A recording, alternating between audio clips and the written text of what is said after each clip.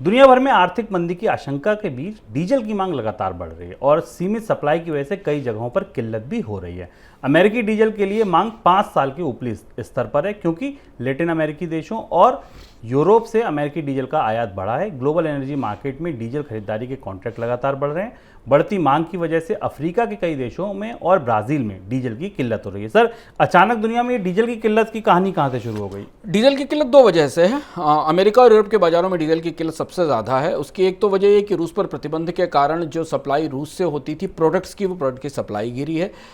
एक आम तौर पर अप्रत्याशित काम अमेरिका के बाजार में हुआ। अमेरिका के बाजार में समर सीजन में डीजल की इन्वेंट्रीज तैयार की जाती हैं, क्योंकि माना जाता है कि समर सीजन में लोग ज़्यादा ड्राइव करते हैं तो डीजल की डिस्टिलेट्स की डिमांड ज़्यादा होती है। लेकिन पहली बार हमें देख रहे हैं कि वहाँ जो डिस्टिलेट्स का स्टॉक है वो 32 साल के लोएस्ट स्तर पर है। हमें समझना ज़रूरी है कि कच्चे तेल के भंडार और प्रोडक्ट्स के भंडार अलग अलग बाजार में एसेस किए जाते हैं।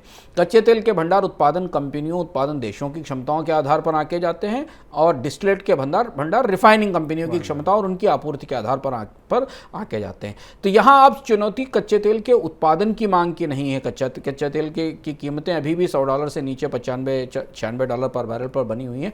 पर जो डिस्टिलेट्स हैं, जो रिफाइन होकर प्रोडक्ट सामने आता है डीजल, उसकी मांग उसकी मांग बढ़ी है और उसकी आपूर्ति में कमी आई है। इधर हाल फिलहाल में जो आंकड़े हमको मिल रहे हैं उस हिसाब से यूरोप में मांग की कमी, सप्लाई की कमी पूरी करने के लिए अमेरिका ने यूरोप को डीजल का निर्यात बढ़ाया भी है, लेकिन उसके बाद भी अमेरिकी बाजार में उतना उत्पादन नहीं बढ़ पा रहा है और यूरोप के बाजार में भी उत्पादन नहीं बढ़ पा रहा है। और डीजल की कीमतों में बढ़ोतरी अगर आने वाले समय में होती है तो फिर इसका असर हमें कच्चे तेल की कीमतों पर भी नजर आएगा।